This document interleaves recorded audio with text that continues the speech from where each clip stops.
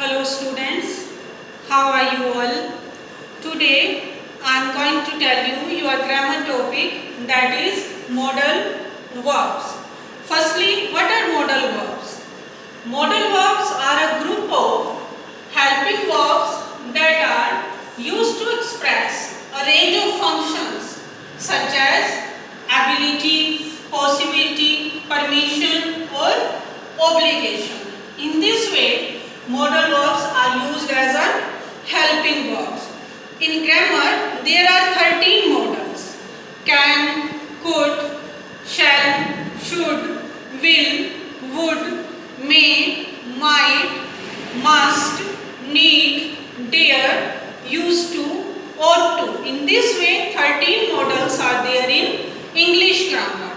Firstly, I am going to tell you about can and could. Can is used for ability.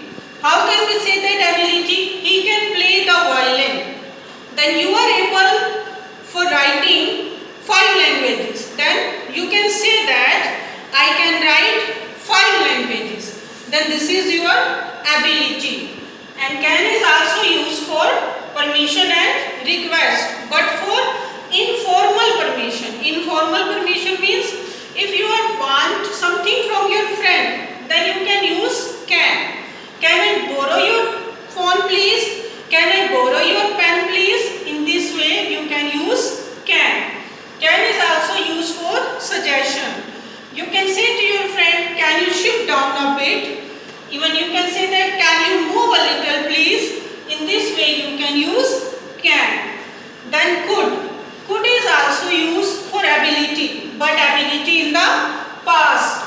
2 years ago I could run faster than you. Even you can say that when I was 5 years old I could ride the bicycle. This was your past ability. Then you can use could. Then permission and request. But which permission? Polite permission. Polite request you would use could. Could you please switch on the fan? When we make a polite request, then we use could.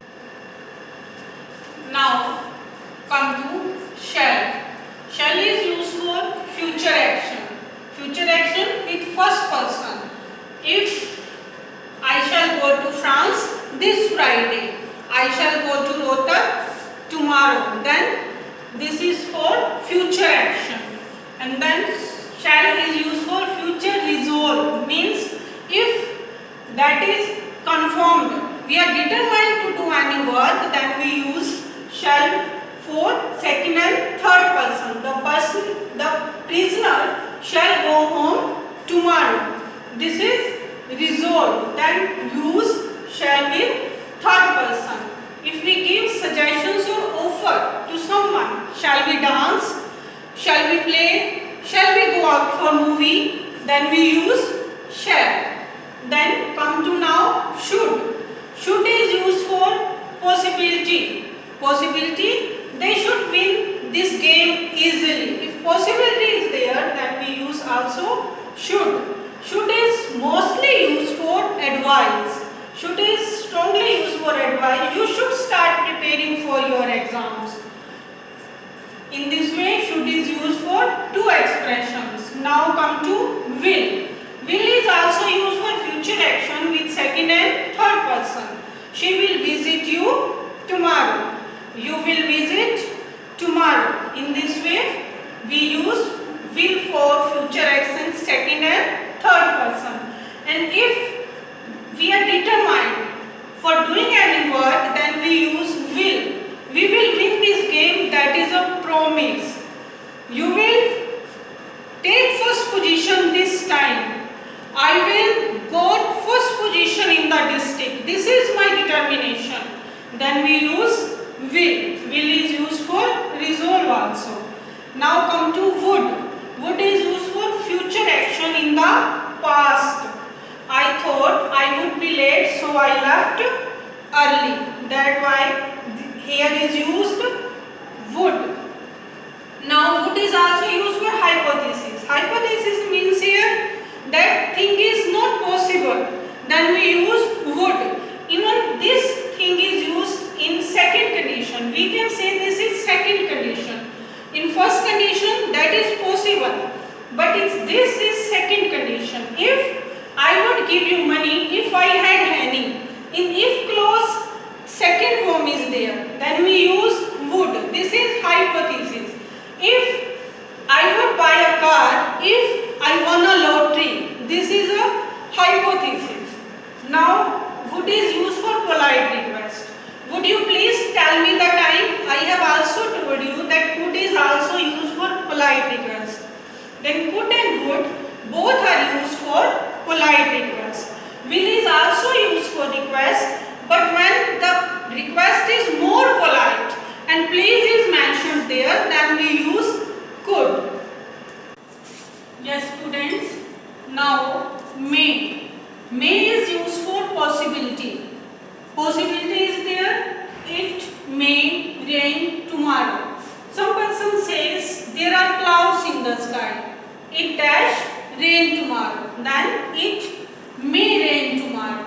In this way, may is used for possibility, and may is used for formal permission. Formal permission. If you want permission from your friend, then we use can. But if you want permission from your teacher, from your senior person, then we use may. May I leave the room now? May I come in, sir? In this way we use may. Then might. Might is used for possibility, past possibility. He said it might rain the next day. It is also used for possibility, but not past. And it remote possibility. Remote means less possibility. When less possibility be there, then we use might. Don't push, someone might fall over. Then we use might.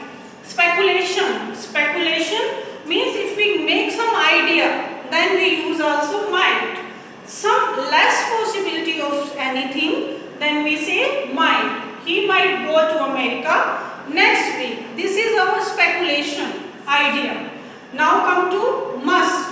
Must is used for strong necessity, obligation. You must complete this work now. When strong obligation is there, you must stand erect when national anthem is played. This is the obligation.